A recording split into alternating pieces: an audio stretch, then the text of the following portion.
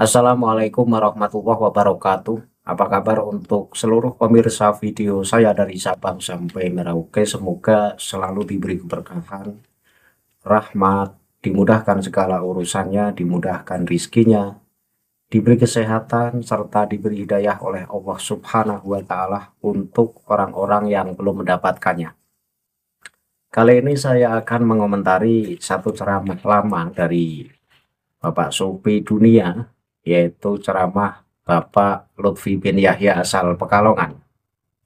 Pak Lutfi bin Yahya ini lagi berkisah terkait mukjizat Rasulullah, di mana Rasulullah itu ketika berjajaran dengan orang yang fisiknya tinggi, maka Rasulullah fisiknya berubah menjadi lebih tinggi sejengkal. Kemudian ketika Rasulullah berjajaran dengan orang yang fisiknya itu pendek, maka Rasulullah tetap lebih tinggi satu jengkal.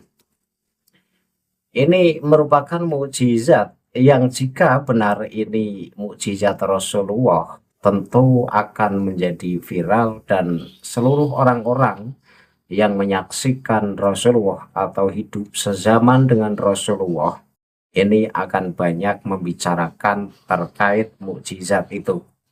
Dan itu bisa jadi sarana untuk menjadikan orang-orang kafir itu mudah beriman dengan melihat kejadian itu.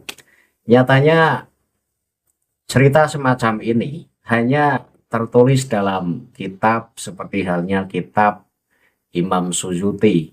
Sementara penjelasan dari hadis Kutubus Sittah ini tidak memuat hadis yang bicara terkait mukjizat itu.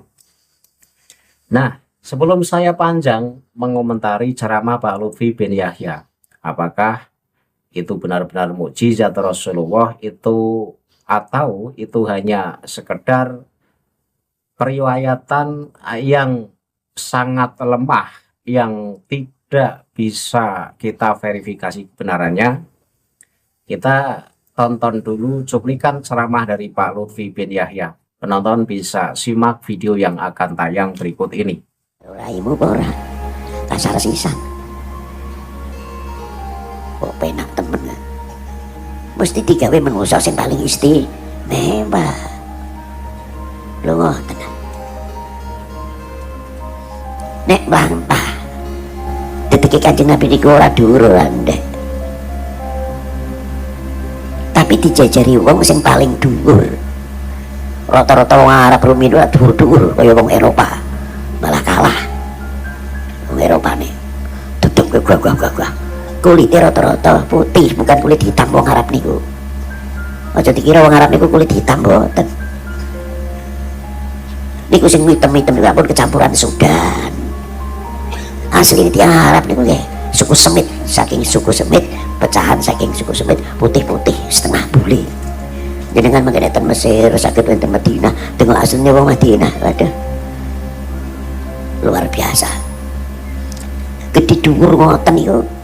Nek tindak sareng Kanjeng Nabi tetep dhuwur Kanjeng Nabi sakilan, sak tampel. Padahal disebutake ten kitabipun dedeke mejono. Lha niku dijajari karo wong sing cendak, pendek.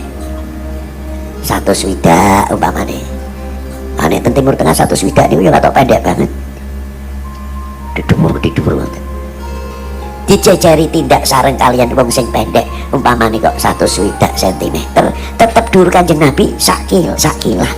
Piye kowe? Fisiknya saja sudah berbeda. Dijajari karo wong sing sak meter 90 ya tetep dhuwur Kanjeng Nabi sakilan. Dijajari karo wong sing 100 swidak cm tetep dhuwure Kanjeng Nabi tetep sakilan, ora kalah. Baru saja kita saksikan ceramah Pak Lutfi bin Yahya yang bicara mukjizat Rasulullah.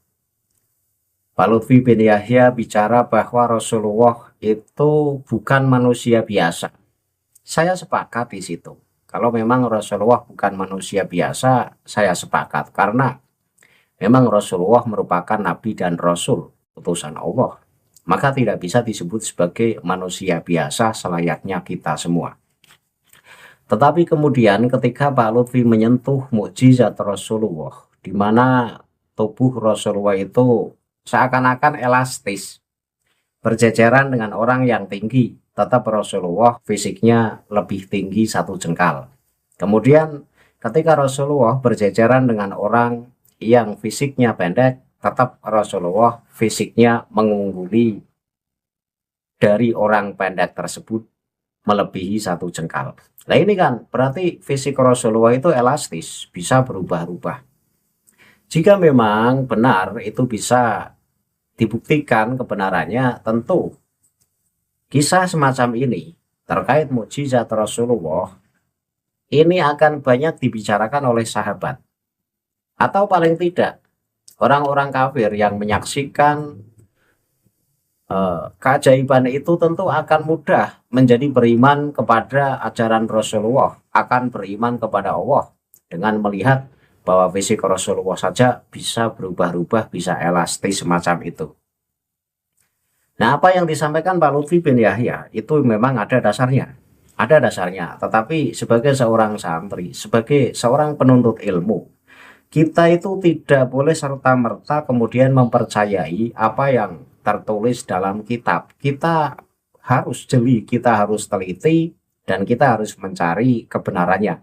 Apakah cerita itu benar atau tidak? Apakah mukjizat Rasulullah yang seperti dikatakan Pak Lutfi bin Yahya itu benar-benar terjadi atau hanya mengada-ada saja? Kita lihat bahwa Pak Lutfi bin Yahya kemungkinan besar itu mengambil dari kitab Al-Khosais Al-Kubro karya Imam Suyuti. Bahwa Imam Suyuti ini menukil riwayat dari Ibnu Abbas radhiyallahu anhu. Redaksinya sebagai berikut. Lam yakun sallallahu alaihi wasallam yamsi ma'a ahadin minan nasi tawilan ila taulahu sallallahu alaihi wasallam. Warubama masya ma'ahur rajulani atau wilani fayatuluhuma faida farokohu nusiban nabiyyu sallallahu alaihi wasallam ila rom'ati. Artinya apa? Tidaklah Nabi Shallallahu alaihi wasallam berjalan bersama seseorang yang tinggi kecuali beliau akan tampak lebih tinggi darinya. Terkadang ada dua orang yang sangat tinggi berjalan bersama beliau, namun beliau tetap tampak lebih tinggi dari keduanya. Apabila kedua orang itu berpisah darinya, maka Nabi kembali terlihat berperawakan sedang. Kalau kita mengacu pada hadis yang diriwayatkan oleh Ibnu Abbas, kemudian dinukil oleh Imam Suyuti dan dimasukkan dalam kitab Al-Khosais Al-Kubro, ini memang Rasulullah itu punya mukjizat yang unik. Tubuhnya elastis, berjejeran dengan orang yang tinggi, maka Rasulullah fisiknya itu mengungguli satu jengkal. Atau ketika Rasulullah itu berjejeran dengan orang yang pendek, tetap Rasulullah itu fisiknya mengungguli orang pendek tersebut satu jengkal. Nah, bahasa satu jengkal ini memang tidak ada dalam keterangan hadis.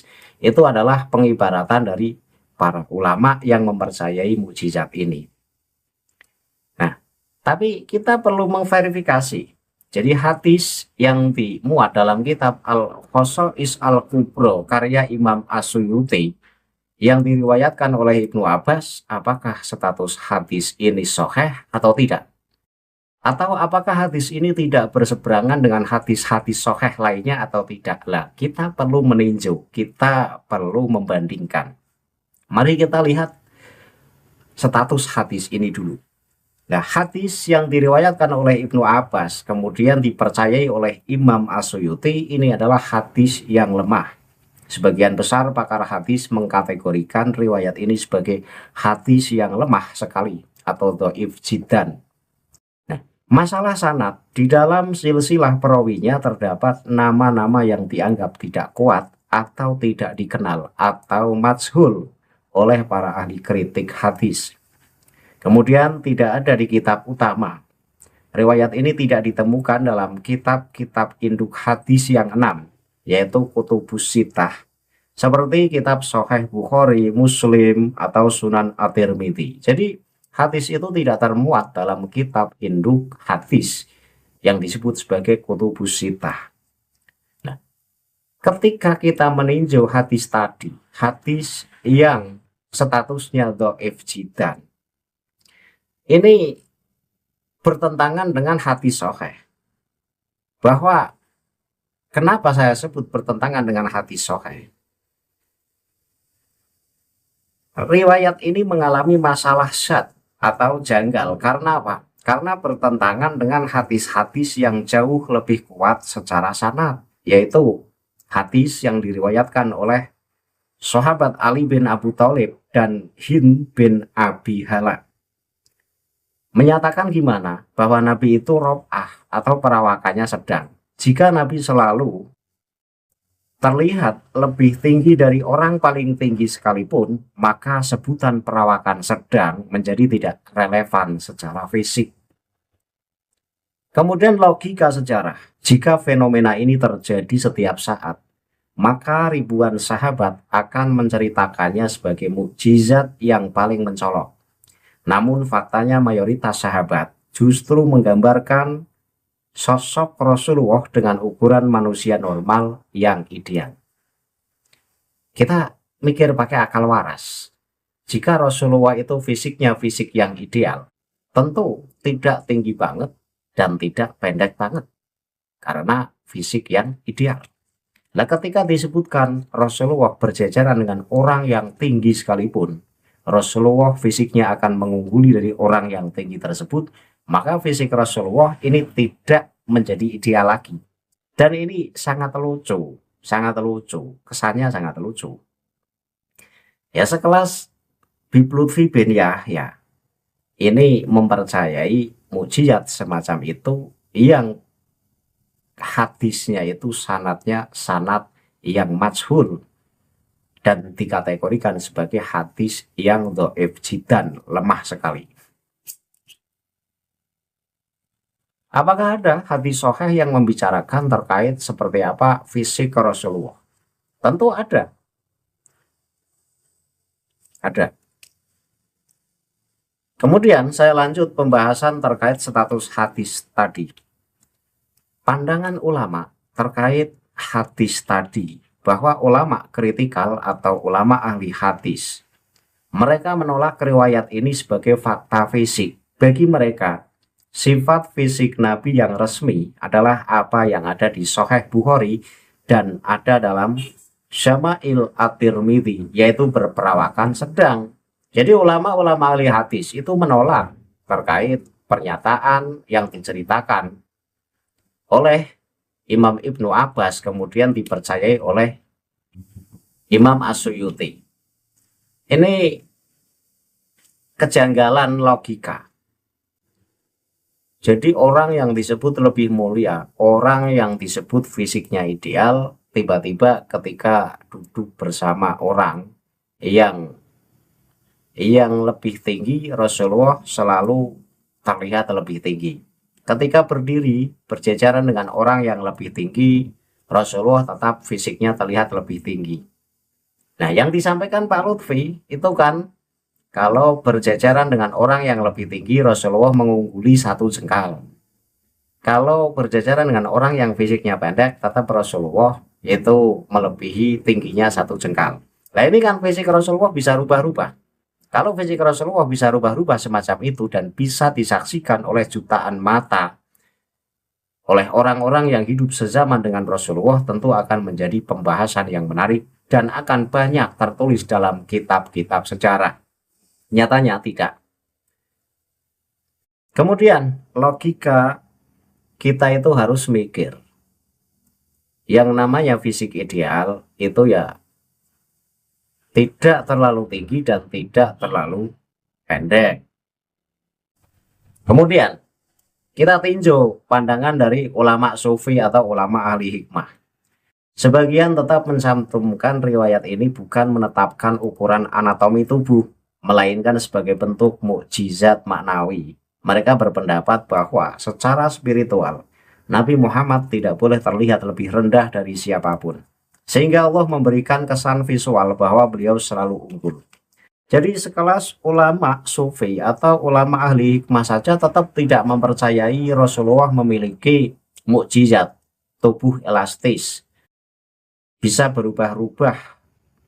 Berjajaran dengan orang yang tinggi, Rasulullah tetap fisiknya lebih tinggi, dan berjajaran dengan orang yang pendek, Rasulullah tetap lebih tinggi 1 jengkal. Ini ulama sekelas ulama sufi atau ulama ahli hikmah saja tidak mempercayainya. Namun ulama sufi atau ulama ahli hikmah ini berkeyakinan bahwa Rasulullah berjajaran dengan siapapun ini akan tetap tampak lebih tinggi secara derajatnya, secara wibawanya. Jadi tidak terkalahkan wibawanya. Nah, ini masuk akal.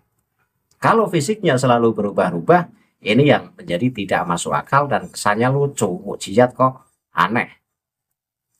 Nah, apa yang disampaikan oleh Habib Lutfi bin Yahya itu bertentangan dengan hadis sahih.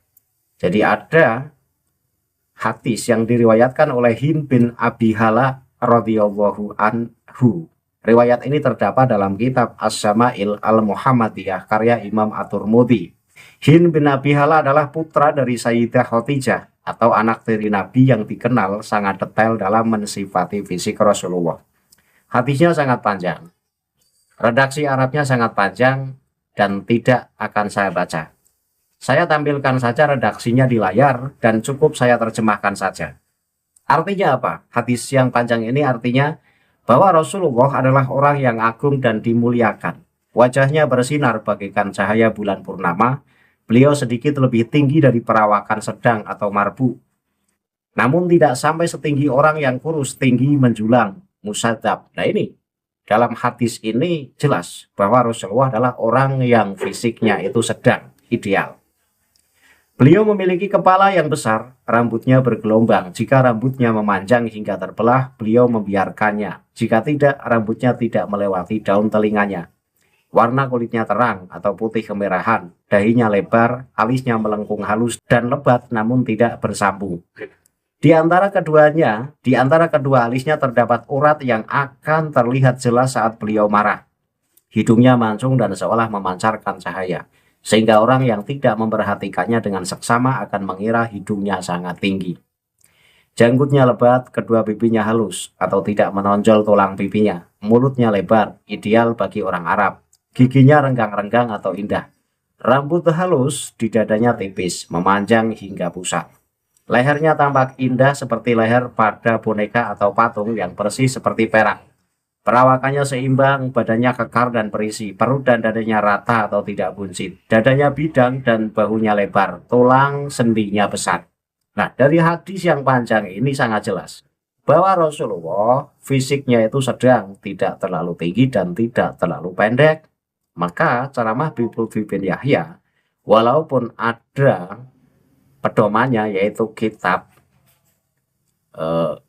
Al-Khosois Al-Kubro milik Imam As-Suyuti, tetapi status hadisnya itu dhaif jiddan. Nah, kita sebagai penuntut ilmu ya harus mengkoreksi, harus meneliti, jangan asal percaya saja.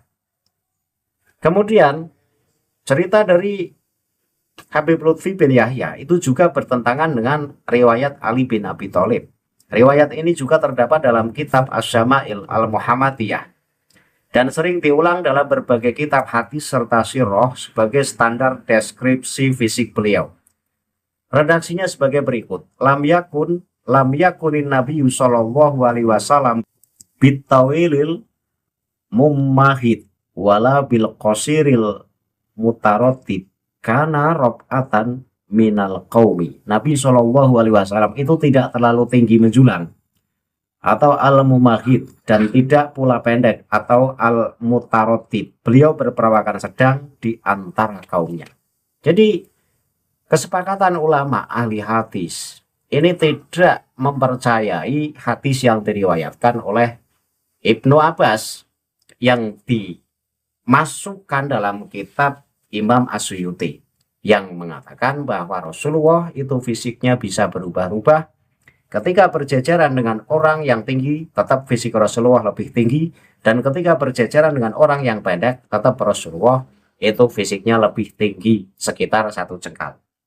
Ini merupakan keterangan mukjizat yang mengada-ada karena bertabrakan dengan 2 hadis sahih yang mengatakan bahwa fisik Rasulullah itu ideal, tidak terlalu tinggi dan tidak terlalu pendek. Nah, kesimpulannya adalah bahwa ceramah Lutfi bin Yahya ini sangat saya sayangkan, seorang yang di-branding sebagai ulama sufi dunia dalam menjelaskan mukjizat tersebut tidak diteliti dulu, langsung percaya saja. Sehingga orang awam ini juga akan mudah ketipu, akan mempercayai apa yang disampaikan oleh Habib Lutfi. Sementara itu bertentangan dengan hadis yang sahih. Maka sangat aneh ketika sekelas ulama sufi dunia mempercayai cerita mukjizat yang tanpa diverifikasi terlebih dahulu. Yang sudah dijelaskan dan sudah sangat masyhur bahwa fisik Rasulullah itu ideal. Orang ideal itu seperti apa sih? Kita bisa menilainya. Orang ideal itu ya tidak terlalu tinggi, ya tidak terlalu pendek. Itu ideal, pas. Dilihat mata itu enak. Dilihat mata itu tampan kalau laki-laki, dan kalau perempuan ya cantik, ideal. Kan begitu. Kesimpulan akhir bahwa saya mengkritik apa yang disampaikan oleh Pak Lutfi bin Yahya, bahwa apa yang disampaikan oleh Pak Lutfi bin Yahya, walaupun Pak Lutfi bin Yahya itu ada referensinya yaitu dari kitab Imam Suyuti, tetapi yang sangat saya sayangkan dengan mudahnya mempercayainya tanpa memverifikasinya, tanpa melihat status hadis tersebut. Padahal status hadis itu adalah hadis yang dhaif jiddan. Ketika kita benturkan dengan dua hadis yang sahih, itu sangat bertentangan. Artinya hadis yang sahih itu mengatakan bahwa fisik Rasulullah ideal. Ya kalau jajaran dengan orang yang lebih tinggi, ya fisik Rasulullah berarti lebih pendek. Bukan berarti tetap terlihat lebih tinggi, kan tidak. Kalau benar-benar itu terjadi, berjajaran dengan orang yang fisiknya lebih tinggi, fisik Rasulullah lebih tinggi lagi, ini akan menghebohkan jagat raya di masa lalu, di zaman Rasulullah. Dan orang-orang kafir ini akan minder. Dan kemudian akan mudah mempercayai bahwa Rasulullah itu benar-benar utusan Allah. Dan akan memudahkan mereka orang-orang kafir untuk beriman. Nyatanya kan tidak. Nah, dari minimnya penjelasan dalam kitab-kitab terkait apa yang disampaikan oleh Habib Lutfi bin Yahya, ini mengindikasikan bahwa mukjizat Rasulullah yang fisiknya bisa elastis, bisa berubah-ubah, ini tidak benar, karena hadis yang meriwayatkannya adalah hadis yang dhaif jiddan. Itu saja yang bisa saya sampaikan. Akhirul kalam, billahi taufik wal hidayah. Wassalamualaikum warahmatullahi wabarakatuh. Salam paras untuk seluruh muslim di Indonesia.